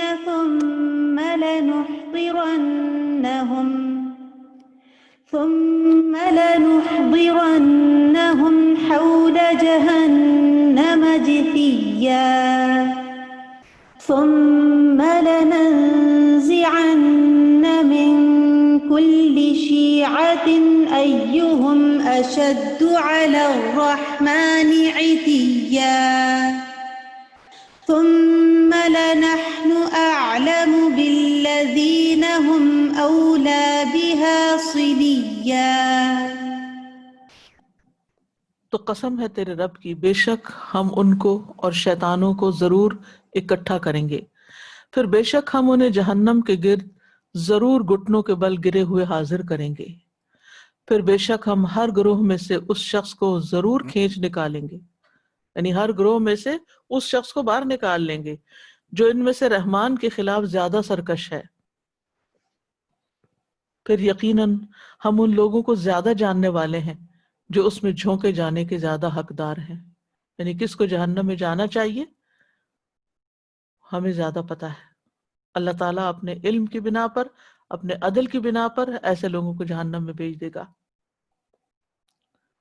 پھر اسی طرح کافروں، ظالموں کو قیامت کے دن جہنم کی راہ دکھائی جائے گی اور وہ اس میں ہمیشہ رہیں گے۔ سورۃ النساء میں آتا ہے إن الذين كفروا وظلموا لم يكن الله ليغفر لهم ولا ليهديهم طريقا إلا طريق جهنم خالدين فيها أبدا وكان ذلك على الله يسيرا۔ بے شک جن لوگوں نے کفر کیا اور ظلم کیا، اللہ کبھی ایسا نہیں کہ انہیں بخشے اور نہ یہ کہ انہیں کسی سیدھے راستے کی ہدایت دے سوائے جہنم کی راہ کے جس میں وہ ہمیشہ رہنے والے ہیں، ہمیشہ ہمیشہ، اور یہ ہمیشہ سے اللہ پر بڑا ہی آسان ہے۔ تو کفر اور ظلم یعنی شرک ایسی چیزیں ہیں کہ جو انسان کو سیدھی جہنم میں لے جانے والی ہیں۔ اسی طرح مختلف طرح کے جرائم کرنے والے بھی جہنم کی طرف ہانکے جائیں گے، بعض مجرموں کو پیاس سے ہانکتے ہوئے لے جایا جائے گا۔ سورۃ مریم میں آتا ہے وَنَسُوقُ الْمُجْرِمِينَ إِلَى جَهَنَّمَ وِرْدًا، اور مجرموں کو جہنم کی طرف پیاس سے ہانک کر لے جائیں گے۔ سوچئے اگر پیاس لگی ہو اور اوپر سے گرمی بھی ہو اور حشر کا میدان ہو، سورج سوا نیزے سے قریب ہو اور انسان کو جہنم کی طرف لے جایا جا رہا ہو تو اس وقت حالت کیا ہوگی؟ پیاس تو آپ کو کہیں بھی لگ جائے تو انسان بے چین ہو جاتا ہے، پیاس لگی ہو تو نہ نیند آتی ہے، نہ ہی کھانا کھایا جاتا ہے، نہ ہی انسان سے کوئی اور کام ہوتا ہے، وہ پہلے بھاگ کر کچھ ایسی چیز پیتا ہے جس سے اس کی پیاس دور ہو۔ لیکن یہ کہ جہنم اور حشر کا میدان یہ سب اتنی ہولناک چیزیں ہیں کہ جہاں پر انسانوں کو باقی تکلیفوں کے ساتھ ساتھ پیاس بھی لگے گی۔ بعض مجرموں کو چہروں کے بل گھسیٹا جائے گا، اکٹھا کیا جائے گا۔ سورۃ الفرقان میں آتا ہے الذين يحشرون على وجوههم إلى جهنم أولئك شر مكانا وأضل سبيلا۔ استغفر اللہ، انسان پاؤں کے بل چلتا ہے لیکن اس دن چہرے کے بل اس کو چلایا جائے گا۔ جو رب پاؤں کے ساتھ چلا سکتا ہے وہ انسان کو چہرے کے بل بھی چلا لے گا۔ پھر اسی طرح گروہ در گروہ لوگ جہنم میں جائیں گے اور جن و انس کی جماعتوں کے ساتھ۔ سورۃ الاعراف میں آتا ہے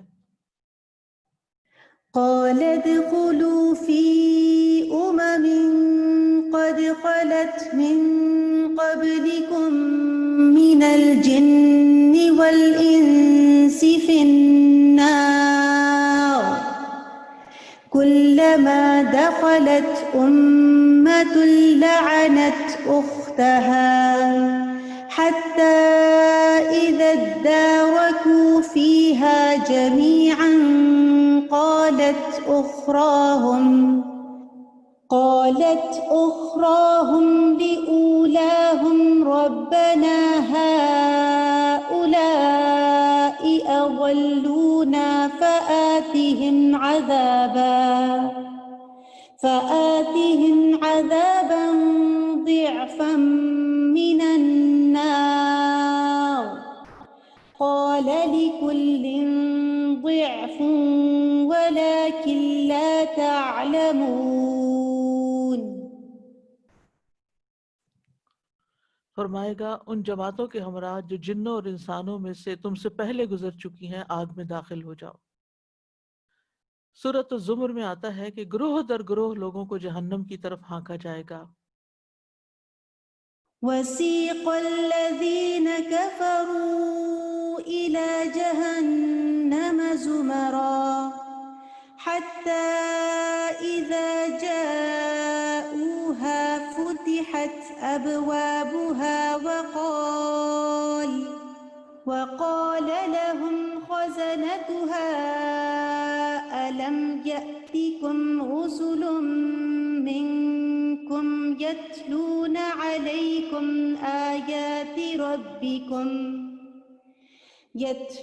عليكم آيات ربكم وينذرونكم لقاء يومكم هذا قالوا بلى ولكن حقت كلمة العذاب على الكافرين قيل ادخلوا أبواب جهنم خالدين فيها فبئس مثوى المتكبرين۔ اور وہ لوگ جنہوں نے کفر کیا گروہ در گروہ جہنم کی طرف ہانکے جائیں گے، یہاں تک کہ جب وہ اس کے پاس آئیں گے تو اس کے دروازے کھولے جائیں گے، یعنی باقاعدہ گیٹس ہیں جہنم کے، اور اس کے نگران ان سے کہیں گے کیا تمہارے پاس تم میں سے کچھ رسول نہیں آئے تھے جو تم پر تمہارے رب کی آیات پڑھتے ہوں اور تمہیں تمہارے اس دن کی ملاقات سے ڈراتے ہوں؟ کہیں گے کیوں نہیں، لیکن عذاب کی بات کافروں پر ثابت ہو گئی۔ کہا جائے گا پس جہنم کے دروازوں میں داخل ہو جاؤ، اس میں ہمیشہ رہنے والے، پس وہ تکبر کرنے والوں کے لیے برا ٹھکانہ ہے۔ تو اس سے بھی پتہ چلتا ہے کہ تکبر کی صفت جو ہے، ایروگنس جو ہے، وہ انسانوں کو جہنم میں لے جانے والا ہے۔ پھر اسی طرح مجرموں کو ان کے جوڑوں کے ساتھ جہنم میں بھیجا جائے گا، جس سے اگر کوئی ہسبینڈ وائف دونوں جہنم ڈیزرو کرتے تو دونوں ہی کو اکٹھا، یا اسی طرح دوست یا جن کے ساتھ انسان دوستی رکھتا ہے۔ سورۃ صافات میں اللہ تعالیٰ فرماتے ہیں احشروا الذين ظلموا وأزواجهم وما كانوا يعبدون من دون الله فاهدوهم إلى صراط الجحيم۔ فرمایا اکٹھا کرو ان لوگوں کو جنہوں نے ظلم کیا اور ان کے جوڑوں کو اور جن کی وہ عبادت کیا کرتے تھے، یعنی معبود بھی ساتھ ہی اللہ کے سوا، پھر انہیں جہنم کی راہ کی طرف لے چلو۔ پھر پہلے لے جایا جائے گا، گروہ بن گئے، گروہ پھر چل رہے ہیں اس رستے پہ، پھر آگے مجرموں کو جہنم میں دھکیل دیا جائے گا۔ سورۃ دخان میں آتا ہے خذوه فاعتلوه إلى سواء الجحيم۔ اسے پکڑو پھر اسے بھڑکتی ہوئی آگ کے درمیان تک دھکیل کے لے جاؤ، سواء الجحیم، اندر تک چھوڑ کے آؤ۔ پھر یہ کہ سختی سے دھکیلا جائے گا، دھکے مار مار کے۔ سورۃ طور میں آتا ہے يوم يدعون إلى نار جهنم دعا هذه النار التي كنتم بها تكذبون۔ جس دن انہیں جہنم کی آگ کی طرف دھکیلا جائے گا، سخت دھکیلا جانا، بری طرح دھکے مار کے ان کو پھینک دے، کیونکہ وہ اندر جانا نہیں چاہیں گے۔ اب سوچے گہری کھائی اور اوپر سے کوئی دھکا دے کے گرا دے، کیا حال ہوگا؟ یہی ہے وہ آگ جسے تم جھٹلاتے تھے، جس کا تمہیں یقین نہیں تھا۔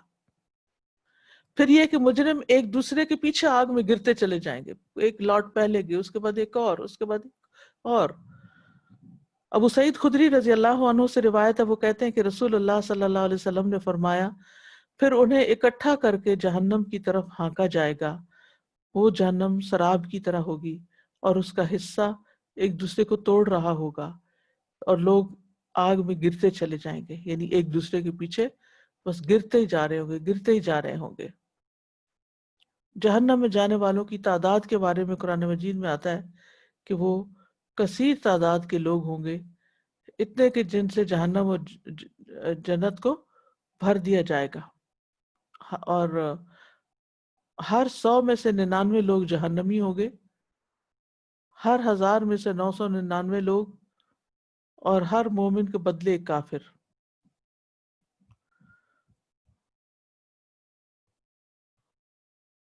سورۃ الاعراف میں اللہ تعالیٰ فرماتے ہیں وَلَقَدْ ذَرَأْنَا لِجَهَنَّمَ كَثِيرًا مِنَ الْجِنِّ وَالْإِنسِ لَهُمْ قُلُوبٌ لَا يَفْقَهُونَ بِهَا وَلَهُمْ أَعْيُنٌ لَا يُبْصِرُونَ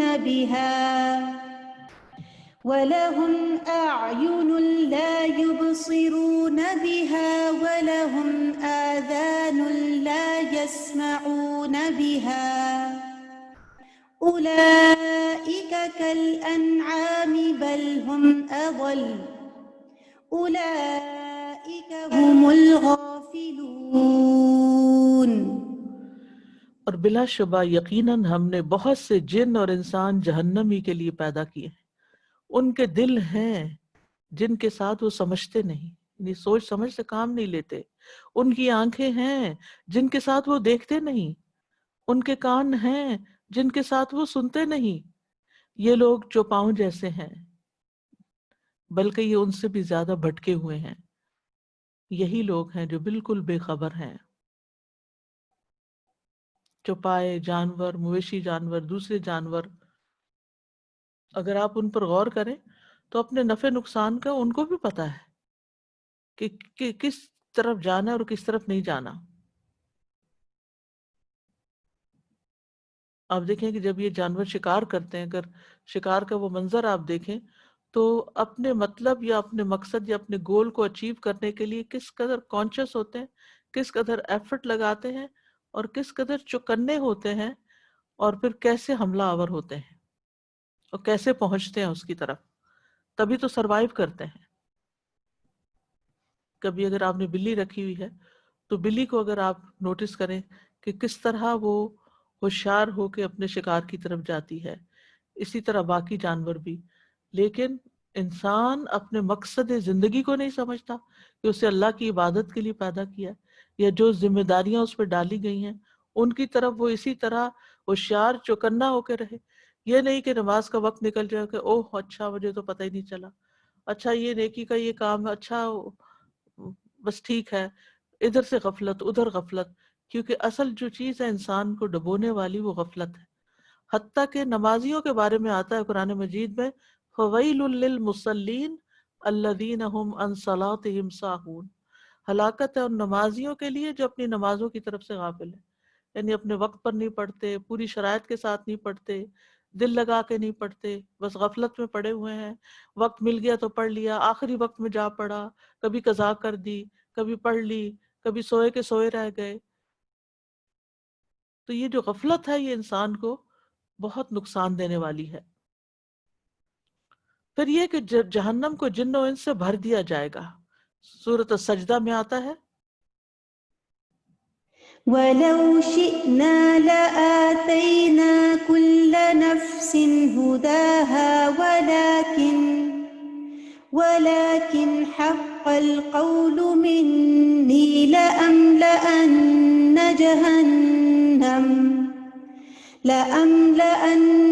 جَهَنَّمَ مِنَ الْجِنَّةِ وَالنَّاسِ أَجْمَعِينَ۔ اور اگر ہم چاہتے تو ہر نفس کو اس کی ہدایت دے دیتے، لیکن میری طرف سے بات پکی ہو چکی کہ یقیناً میں جہنم کو جنوں اور انسانوں سب سے ضرور بھر دوں گا۔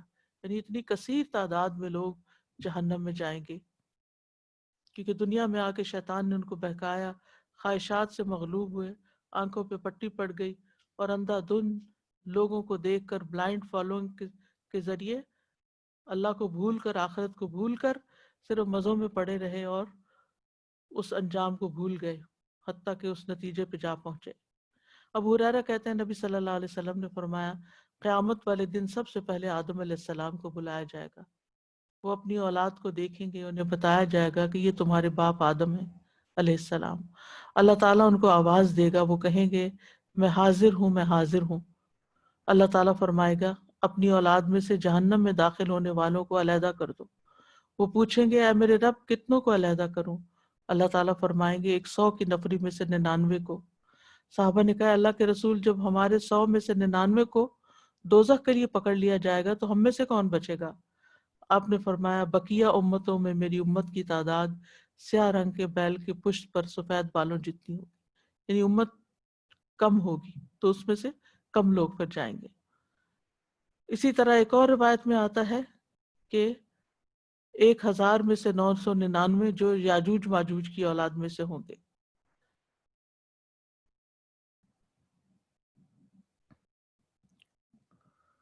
پھر اسی طرح ہر مومن کے بدلے ایک کافر. ابو بردہ کہتے ہیں اپنے والد ابو موسیٰ اشعری سے رسول اللہ صلی اللہ علیہ وسلم نے فرمایا جب قیامت کا دن ہوگا تو ہر مومن کے پاس ایک فرشتہ کافر کو لے کر آئے گا اور اسے کہے گا اے مومن لیجئے یہ کافر یہ جہنم سے تیرا فدیہ ہے. یعنی جب قیامت کا دن ہوگا تو اللہ تعالیٰ ہر مومن کی طرف ایک فرشتہ بھیجے گا اور اس کے ساتھ ایک کافر ہوگا. پس وہ فرشتہ مومن سے کہے گا اے مومن اس کافر کو پکڑ لو, یہ جہنم سے جان چھڑانے کے لیے تمہارا فدیہ, کیونکہ وہ تو پہلے ہی کفر پر ہے نا, یعنی تم اس کے بدلے میں جہنم سے آزاد ہو جاؤ گے. جہنم میں تمہاری منزل تھی, اگر تم اس کے حقدار ہوتے تو تم اس میں داخل ہوتے, بس اب یہ کافر اس کا حقدار بن گیا تو اس طرح یہ کافر جہنم سے تمہاری آزادی کا فدیہ بن گیا کیونکہ تم نے اس سے نجات پا لی اور کافر کے لیے وہ مقرر ہو گیا. بس اس کو جہنم میں پھینک دو, یہ تمہارا فدیہ ہے. پھر اسی طرح جہنم میں عورتوں کی اکثریت ہوگی. عمران بن حسین کہتے ہیں صحیح بخاری کی روایت ہے آپ نے فرمایا میں نے جنت میں جھانک کر دیکھا تو اکثریت فقراء کی تھی, فقیر لوگ زیادہ تھے, اور جہنم میں جھانکا تو وہاں عورتیں زیادہ تھیں. اور اس کی وجہ بھی ایک دوسری حدیث میں بتائی گئی کہ تم لان تان بہت کرتی ہو اور شوہر کی ناشکری. یہ دو ویکنیسز ہیں جس کی وجہ سے عورتوں کے لیے وعید سنائی گئی. اچھا اب آپ سوچ رہے ہوں گے کہ اس طرح کی باتیں کیوں کی گئی ہیں. یہ دراصل ڈیٹرنٹ کے طور پر ہے کہ پہلے سے ہی بتا دیا گیا کہ یہ 2 کوالٹیز ہیں یہ جہنم میں لے جانے والی ہیں. اپنی اس ویکنس کے اوپر قابو پاؤ, اپنی اس ویکنس کو کنٹرول کرو, کہیں ایسا نہ ہو کہ اس کی وجہ سے آخری ٹھکانہ خراب ہو جائے. تو جہنم بہرحال جب بھر بھی دی جائے گی تو جہنم اور کا مطالبہ کرتی رہے گی. نبی صلی اللہ علیہ وسلم نے فرمایا جہنم میں دوزخیوں کو ڈالا جائے گا اور وہ کہے گی کچھ اور بھی ہے, حل من مزید, یہاں تک کہ اللہ رب العزت اپنا قدم اس پر رکھے گا اور وہ کہے گی کہ بس بس. تو جہنم کے دروازوں کے بارے میں آتا ہے کہ یہ جہنم کے دروازے 7 ہیں. سورۃ الحجر میں فرمایا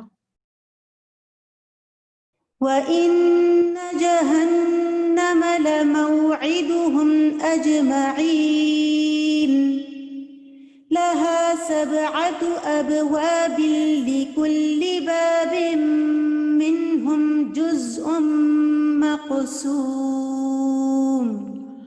اور جہنم ہی وہ جگہ ہے جس کا ایسے سب لوگوں کو وعدہ دیا گیا ہے. اس کے 7 دروازے ہیں, ہر دروازے کے لیے ایک تقسیم شدہ حصہ ہوگا. یعنی کون کس دروازے سے جائے گا یہ فکس ہوگا. رسول اللہ صلی اللہ علیہ وسلم نے بھی فرمایا کہ جہنم کے 7 دروازے ہیں اور یہ دروازے قیامت کے دن کھولے جائیں گے. صفوان بن معطل سلمی رضی اللہ عنہ سے روایت ہے کہ میں نے نبی صلی اللہ علیہ وسلم سے پوچھا اے اللہ کے نبی میں آپ سے ایسی چیز کے بارے میں سوال کرنا چاہتا ہوں جسے آپ جانتے ہیں اور میں نہیں جانتا جسے آپ جانتے ہیں اور میں نہیں جانتا. کیا دن اور رات میں کوئی ایسی گھڑی بھی ہے جس میں نماز پڑھنا مکروہ ہو؟ رسول اللہ صلی اللہ علیہ وسلم نے فرمایا فجر کی نماز پڑھنے کے بعد طلوع آفتاب تک مزید نماز پڑھنے سے رک جایا کرو, یعنی سورج نکلنے تک, کیونکہ سورج شیطان کے سینگوں میں طلوع ہوتا ہے. اب یہ غیب کی بات ہے, ہمیں نہیں معلوم, لیکن اس طرح بتا دیا گیا جب سورج طلوع ہو جائے تو تم نماز پڑھ لو, یعنی اشراق کی نماز جس کو کہتے ہیں. اس میں فرشتے بھی حاضر ہوتے ہیں اور وہ قبول بھی ہوتی ہے. سبحان اللہ, کتنی فضیلت ہے اس نماز کی. یہاں تک کہ سورج تیرے سر پر نیزے کی طرح کھڑا ہو جائے، یعنی زوال کا وقت شروع ہو جائے. یہ ایسی گھڑی ہے جس میں جہنم کو گرم کیا جاتا ہے اور اس کے دروازے کھول دیے جاتے ہیں. جب سورج ڈھل جائے تو نماز عصر ادا کر سکتے ہو. اس نماز میں فرشتے حاضر ہوتے ہیں اور یہ بھی قبول ہوتی ہے. پھر عصر سے غروب آفتاب تک کوئی نماز نہ پڑھو. بہرحال اس میں کچھ نمازوں کے اوقات بھی بتائے گئے، اور پھر یہ ہے کہ جہنم کے دروازے دنیا میں بھی یعنی کہ یہ اوقات بتائے گئے کھولے جانے کے، دوپہر کا وقت جو ہے، اور اس کے ساتھ ساتھ یہ کہ قیامت کے دن جب لوگ اس میں ڈالے جائیں گے تو اس وقت ان کو کھولا جائے گا.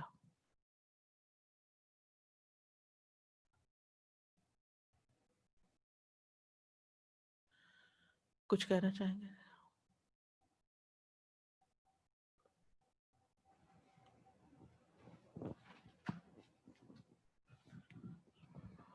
السلام علیکم استاذہ جی. وعلیکم. میں پوچھ رہی تھی کہ یہ جنت اور جہنم کے بارے میں بات کی جا رہی ہے، تو جیسے لوگ کہتے ہیں کہ یہ جنت ہی ہے اور جنت میں سیدھا گیا ہوگا، اچھا یہ تو جہنم ہی ہے نا، یہ تو سیدھا، تو یہ جنت اور جہنم کے بارے میں جیسے کہہ دیتے ہیں تو کیا اسی وقت یہ نہیں کہنا چاہیے کسی کے بارے میں بھی. جی، تو یہ جیسے کہہ دیتے ہیں کہ وہ جو ہے یہ جو ہے ان کے اعمال سے لگتا ہے کہ نہیں، تو ہم تو جنت. جج نہیں کر سکتے نا. اعمال کچھ ظاہری ہوتے ہیں اور کچھ تنہائی میں کیے ہوئے ہوتے ہیں، کچھ زبان کے ہوتے ہیں، کچھ دل کے ہوتے ہیں. ہمیں نہیں پتا کہ جو بظاہر ایک شخص بہت ایسے ہی نظر آتا ہے معمولی سا، اس کا دل اللہ کی محبت میں کتنا ڈوبا ہوا ہو اور وہ اللہ سے کتنا ڈرتا ہو. تو اس لیے یہ ہم انسانوں کا فیصلہ نہیں ہے، نہ انسانوں کے ہاتھ میں دیا گیا. تو وہ یہ جیسے ابھی ڈیتھ ہو جاتی ہے تو جنت جہنم کا فیصلہ جب ہوگا نا، جب ڈے آف ججمنٹ کے وقت ہوگا، یا اللہ اللہ تعالیٰ کو تو پہلے سے معلوم ہے کہ کون کہاں جا رہا ہے.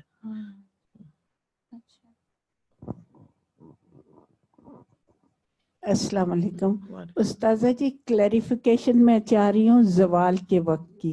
Is it 15 minutes before؟ G 15 minutes before ظہر صلاۃ.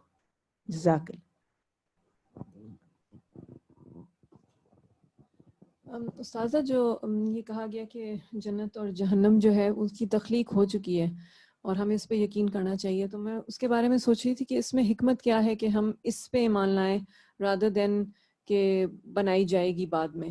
تو اس میں یہی لگتا ہے کہ کوئی چیز جب ہمارے مطلب ہم امیجن کریں کہ وہ پریزنٹ ہے تو موٹیویشن ایگزسٹ کرتی ہے تو ڈر زیادہ لگتا ہے، زیادہ موٹیویشن ہوگی جنت کے لیے کام کرنے کے لیے اور جہنم سے بچنے کے لیے. استاذہ جی میں اس کو کنیکٹ کر رہی تھی دونوں چیزوں کو. جیسے جنت کے لیے اللہ تعالیٰ نے فرمایا نا کہ جو اپنے رب کے سامنے کھڑے ہونے سے ڈرا اور سے اپنے خواہشات کو روکا، تو وہ پھر کنیکشن میں اس کے ساتھ جہنم سے بنا رہی تھی کہ اس کو خواہشات سے ڈھانپا گیا، تو اس نے خود کو روکا پھر وہاں جانے سے اور خواہشات میں پڑنے سے اور وہاں جانے سے، تو پھر اب اس کے لیے رستہ آسان ہو گیا.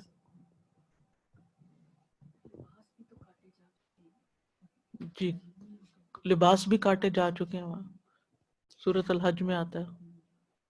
استاذہ جو سورۃ الحمزہ میں حطمہ کا ورڈ آیا ہے نا، اس کے ساتھ اس کے بعد آیا نار اللہ الموقدۃ التی، تو اللہ نے اس آگ کو خود سے نسبت دی ہے. مجھے اتنا ڈر لگتا ہے استاذہ جب میں پڑھتی ہوں نا یہ کہ اللہ تعالیٰ نے ہمیشہ زیادہ اچھی چیزوں کو اپنے سے نسبت دی ہے، لیکن یہاں پہ آگ جو ہے حطمہ کی، اللہ تعالیٰ سب کو بچائے.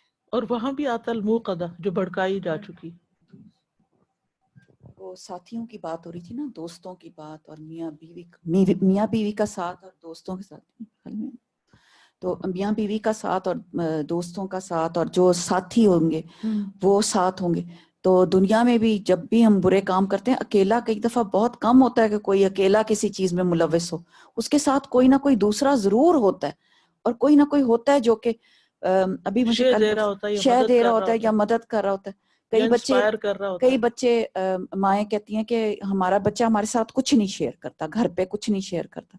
تو ہمیشہ یہ دیکھنا چاہیے کہ وہ کس کمپنی میں جاتے ہیں، کن کے ساتھ بیٹھتے ہیں، کہاں ان کا اٹھنا بیٹھنا ہے، ان کے ساتھ تعلق رکھنا بہت زیادہ ضروری ہے.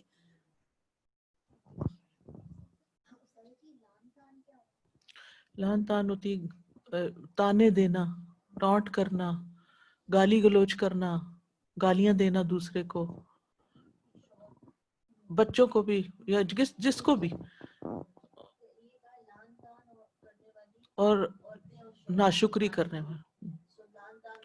लान तान इज जनरल, यानी किसी को भी हो सकती है, और नाशुक्र खास तौर पर शौहर की नाशुक्री। नहीं, हर वक्त ना भी कहें, लेकिन हर वक्त ये ना कहें कि मुझे तुमसे कुछ फैज नहीं मिला, यानी उसको ऐसे ताने ना दें कि जिससे वो समझे कि वो तो कुछ भी नहीं कर रहा हमारे लिए। उस्ताद जी, बस एक आखिरी बात में ये दिल में आ रहा था कि अमल तो खैर करना ही चाहिए, हर ऐसी चीज़ से बचना जो जहन्नम में जाने वाली है, तो फिर दुआ के लिए भी तो कहा गया ना कि दुआ भी करें फिर जी हाँ, जन्नत से। अल्लाह सुब्हानहू तआला हमें इससे महफूज रखे, क्योंकि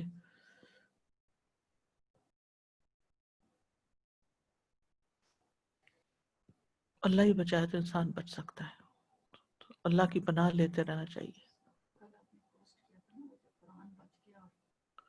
जी जी जी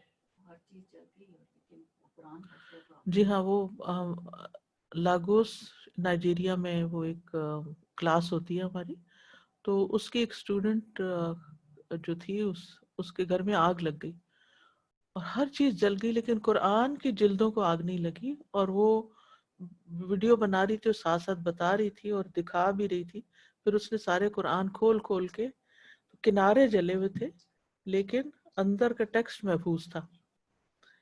फिर उसको जब मैंने पोस्ट किया तो कुछ और लोगों ने भी अपने एक्सपीरियंस बताए। फिर वो हदीस भी याद आ गई कि जिस दिल में कुरान हो उस आग से महफूज रहेगा।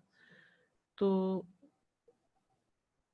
फिर ये कि PIA का पिछले दिनों जहाज क्रैश हुआ था, अगर आपको याद हो, तो उन जहाज का जो सामान तो जल गया वो जल गया, जो लोग मर गए वो अलग, लेकिन जो सामान बच गया वो उन्होंने रख के फिर सारे लोगों को जो वारिस थे उनको बुलाया कि आके अपना अपना सामान उठाएं। तो एक खातून गई तो देखा कि वो फोन और लैपटॉप और ये चीजें तो जली सड़ी पड़ी थी, लेकिन एक शख्स कुरान का छोटा नुस्खा जो उस वक्त पढ़ रहा था वो बिल्कुल सही सलामत वहां पड़ा हुआ था। आजकल तो हम फोन पे ही पढ़ते हैं, हम तो कुरान आजकल लेके ही नहीं जाते कि उसकी बेइज्जती होगी। ठीक है, लेकिन कोई बात नहीं, पढ़ना असल चीज है, पढ़ना और पढ़कर उसको उसके ऊपर अमल करना और उसको याद करना और उसके साथ वक्त गुजारना। हमारा कितना वक्त फोन के साथ गुजरता है, कितना वक्त और चीजों में गुजरता है। अब सुबह सवेरे लोग लेके बैठ जाते हैं फोन, 5 मिनट सब्र नहीं करते कि अजान हुई है तो जवाब दे के दुआ मांग ले। कबूलियत का वक्त है, परेशान भी हैं और ये भी पता है कि इस वक्त दुआ कबूल होगी, लेकिन फिर शैतान बहका के उसी चीज की तरफ ले जाता है। ऐसी एडिक्शन है कि खाना खा रहे हो या कुछ भी कर रहे हो, साथ ही साथ है, साथ ही साथ है, उसको किसी वक्त हम छोड़ते ही नहीं है। तो हमें अपने रवैयों पे गौर करने की जरूरत है। फिर एक और स्टूडेंट हैं, तो उन्होंने अपने मामू का वाकया बताया कि उनकी पिछले दिनों कब्र खुल गई और साथ वाली कब्र शायद खोदी जा रही थी, तो उनकी खुल गई और वो जो सिल थी वो हिली हुई थी, तो कब्र के अंदर से बहुत जबरदस्त खुशबू आने लगी। तो वो जो पत्थर हटा हुआ था, जब उसको ऐसे करके देखा गया तो अंदर से कफन सही सलामत था। तो उन्होंने बताया कि 25 साल पहले ये फौत हुए हैं, तो कफन मैला भी नहीं हुआ, ये क्या हिकमत है। तो फिर उन्होंने बताया कि ये नाबीना थे, हाफिज कुरान थे और अजान भी देते थे और मस्जिद में बच्चों को कुरान पढ़ाते थे। मैंने कहा हमारे मुल्क में हाफिज कुरान की, बच्चों को पढ़ाने वाले की और यानी नाबीना इंसान की क्या वैल्यू होती है, लेकिन अल्लाह के यहाँ कितना बड़ा मकाम। ये जो यानी दुनिया में उनको अगर आम लोग, यानी आम लोग के घर वाले तो नहीं, लेकिन आम लोगों की बात है कि उनको कुछ नहीं समझते, लेकिन असल तो खुशकिस्मत वो है, कामयाब वो है कि जिनकी आखिरत बन गई। दुनिया की शान और शौकत कितने दिन की है अगर वो अल्लाह की नाफरमानियां करके हासिल की जाए और लोगों की नजरों में इंसान बड़ा बनना चाहे। तो जो चीजें हमें फायदा देने वाली है ना, उनका हमें हरीस हो जाना चाहिए। यानी कुरान मुबारक किताब है, बाबरकत किताब है। اس کو چاہے آپ پڑھیں، چاہے آپ لکھیں، چاہے آپ حفظ کریں، چاہے اس کی تفسیر پڑھیں، اس پہ تدبر کریں، اس کو زبانی یاد کریں، اس کو سنائیں کسی کو، یا کسی کا سنیں، یا بچوں کو پڑھائیں یا بڑوں کو پڑھائیں، یا پھر یہ کہ خود دن میں بار بار جب موقع ملے اس کی تلاوت کریں یا اس کی خدمت کریں. جیسے مختلف کورسز ہوتے ہیں، اس میں ٹیسٹ پیپر بنانا، ان ٹیسٹ پیپرز کو چیک کرنا، اسٹوڈنٹس کے سبق سننا، اسٹوڈنٹس کو مدد کرنا، ان کو فیسیلیٹیٹ کرنا، پھر ٹیکنالوجی کے ساتھ مدد دینا کہ اس نیت کے ساتھ کہ میں قرآن کی خدمت کر رہی ہوں. یہ سارا قرآن سے ایک تعلق اور محبت کی علامت ہے. لیکن اگر ہمارے دن میں سارے کاموں کا وقت ہے اور قرآن کا ہی وقت نہیں ہے، یا ہم تھوڑی دیر بس ہاتھ لگاتے ہیں، تو یہ پھر اپنے ساتھ ہی دھوکہ کر رہے ہیں، اپنے ساتھ ظلم کر رہے ہیں. ہمارا ہدف اور ہم و غم اور گول یہ ہونا چاہیے کہ صرف واجبی کاغذی کارروائی اور صرف چیک لسٹ ہی نہیں ہونی چاہیے کہ ہاں یہ پڑھ لیا یہ کر لیا، بلکہ اس میں ہر دن مزید اضافہ ہونا چاہیے، اور اخلاص میں اضافہ ہونا چاہیے، اور شوق اور محبت میں اضافہ ہونا چاہیے. اس کام کو ایک مجبوری سمجھ کے نہ کیا جائے. اس کی نشر و اشاعت، اس کو پھیلانا وجاہدہم بہ جہادا کبیرہ میں آتا ہے.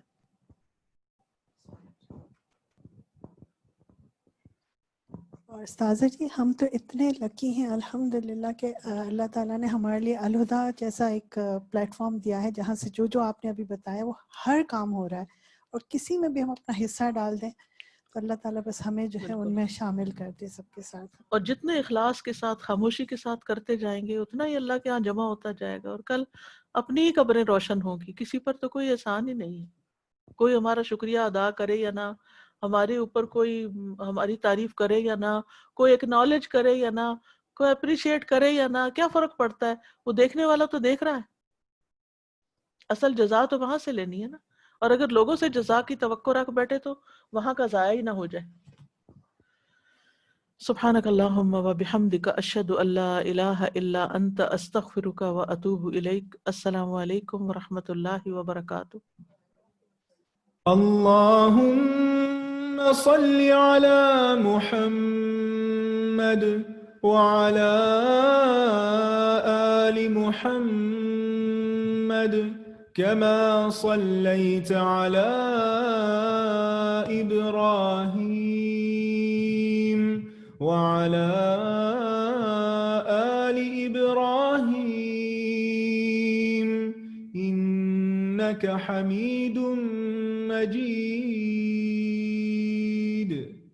اللهم بارك على محمد وعلى آل محمد كما باركت على إبراهيم وعلى آل إبراهيم إنك حميد مجيد.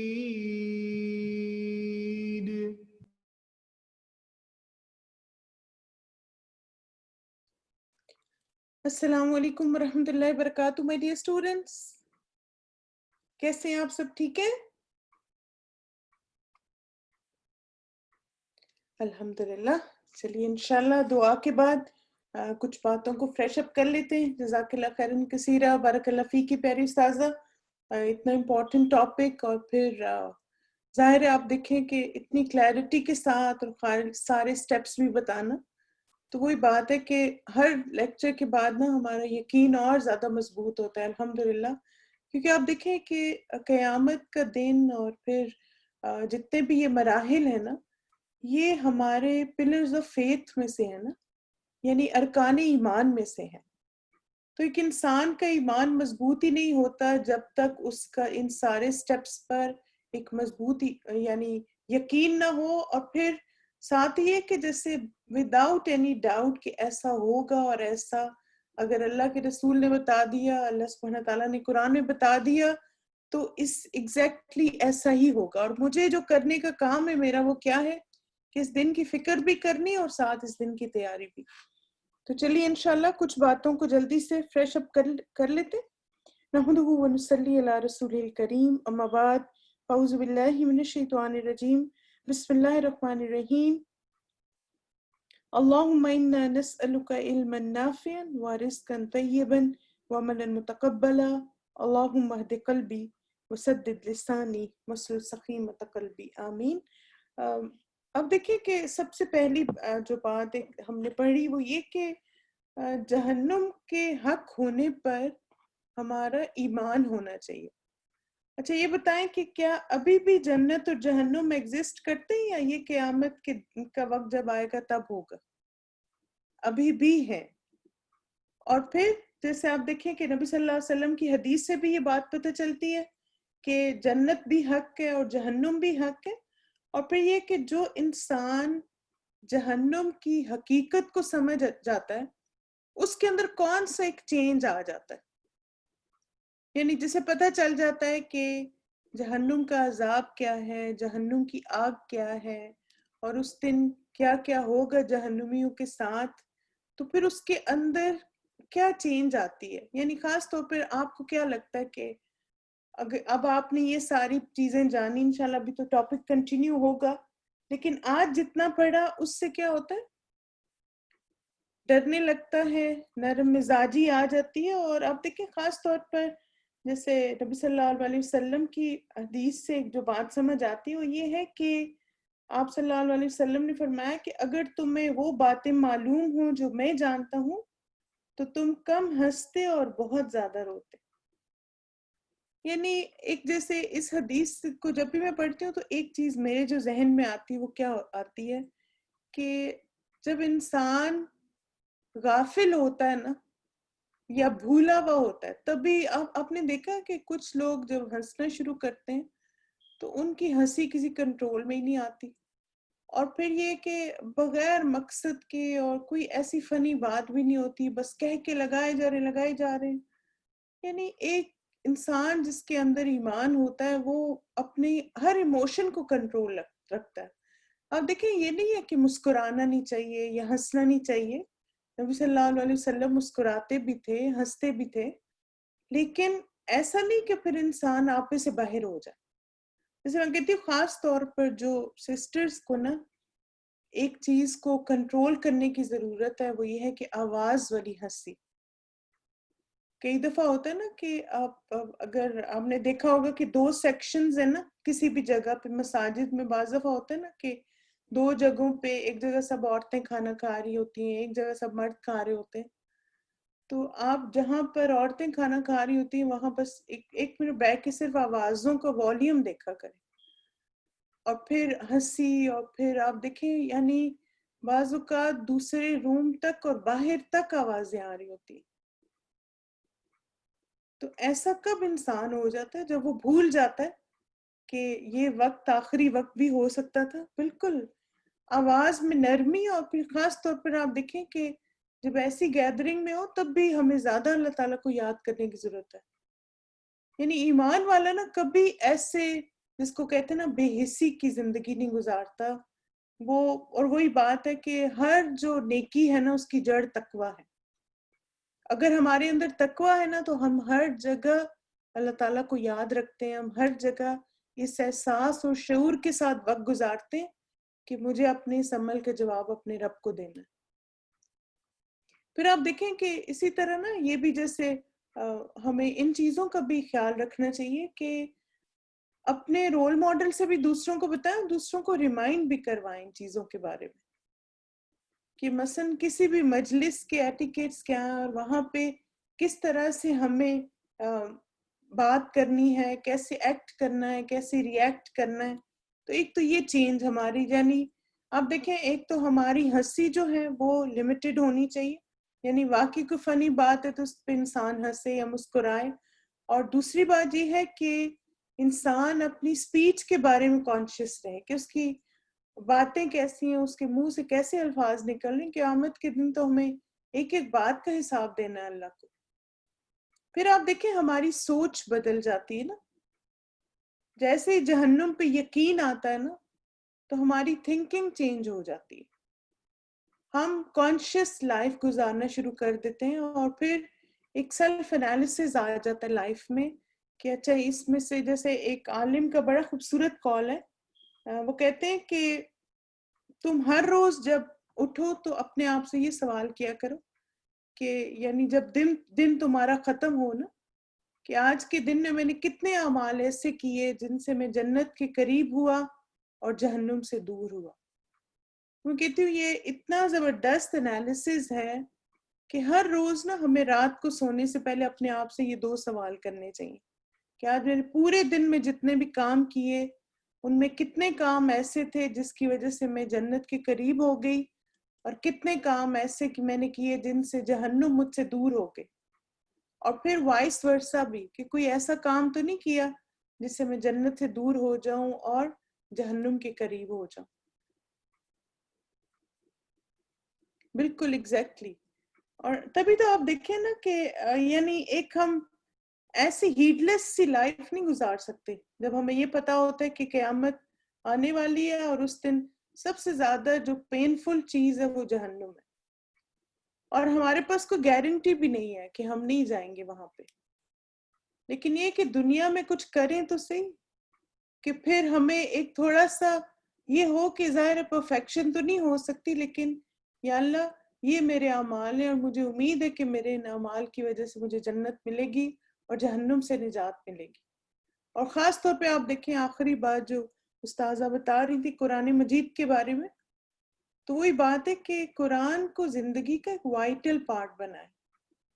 یعنی قرآن کا سیکھنا، قرآن کے ساتھ وقت گزارنا یہ پارٹ ٹائم چیز نہیں ہونی چاہیے، یہ ایک obligatory چیز ہونی چاہیے کہ مجھے روزانہ اپنا کچھ وقت قرآن کے ساتھ گزار.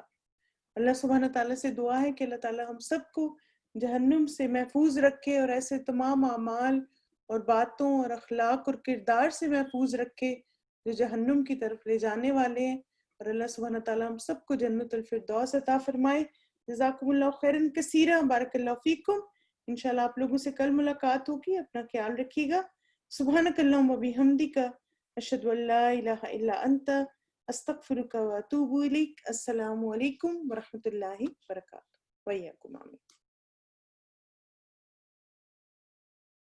إنا نسألك من خير ما سألك منه نبيك محمد صلى الله عليه وسلم، ونعوذ بك من شر ما استعاذ منه نبيك محمد صلى الله عليه وسلم، وأنت المستعان وعليك البلاغ، ولا حول ولا قوة إلا بالله.